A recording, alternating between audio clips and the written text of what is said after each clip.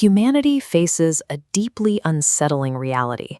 We actively resist the truth. At a level deeper than simple ignorance, we are inclined toward a form of being that distances us from what is real. Modern psychology captures this through the Dunning-Kruger Effect, where those with the least ability remain the most confident in their competence. This creates a radiation of ignorance across society, an environment where people speak more than they listen and assert more than they understand. The philosopher Socrates defined wisdom as the recognition of one's own ignorance. The true knower is humbled by the vastness of the truth, while the ignorant person mistakes a single fragment for the whole. In a world that rewards unwavering confidence over nuanced accuracy, truth often resides in silence. This leaves the masses vulnerable to charismatic voices that possess the power to mobilize, even when they lack the foundation of knowledge. History suggests that the most dangerous human state is wandering aimlessly while firmly believing you are on the right path. This false certainty prevents the very search for guidance that could save a civilization.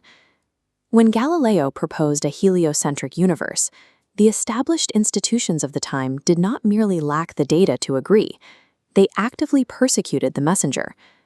Their certainty acted as a barrier, forcing the truth to be resisted rather than evaluated. This danger accelerates in the political realm.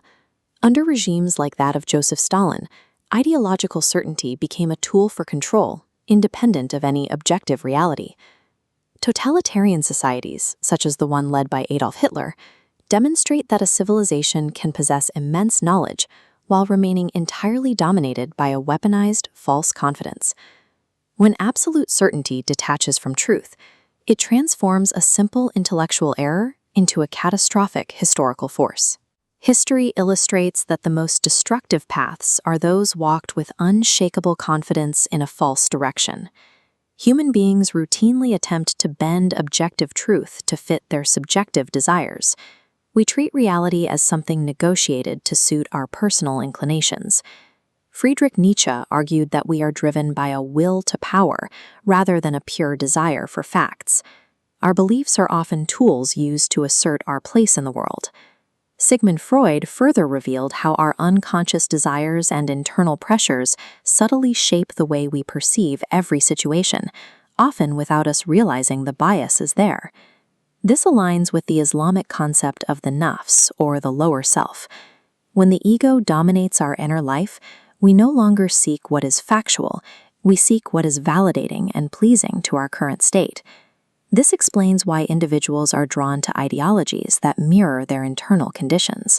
A person consumed by anger will find truth in narratives of revenge, proving that much of what we call knowledge is actually emotional gratification in disguise.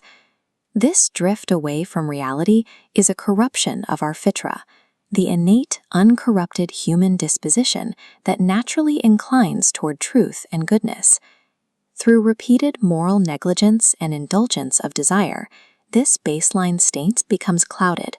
What was once a clear perception of reality becomes distorted and foreign. Knowing is a capacity we must build. This tethers our ability to perceive facts directly to the state of our character.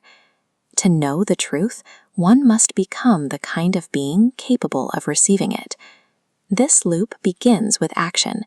Our daily choices gradually solidify into our moral character. Character then acts as a lens for reality.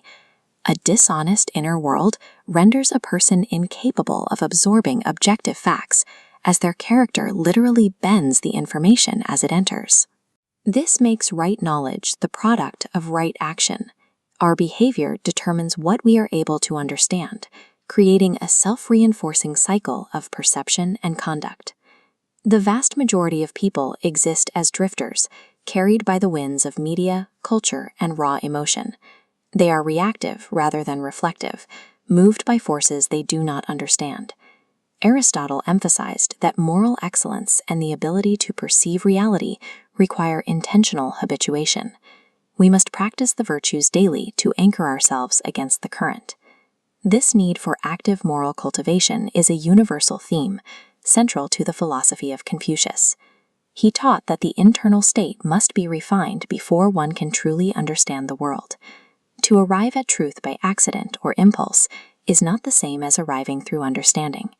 Without a stable character, the same wind that brought you to the truth will eventually blow you away from it. Moving toward the truth requires the hard internal work of self-purification, or tazkiyah. This process focuses on transforming the self so that it is no longer averse to reality. It begins with the practice of silence and the cultivation of humility. By recognizing our own limits, we open the capacity to learn what we previously resisted.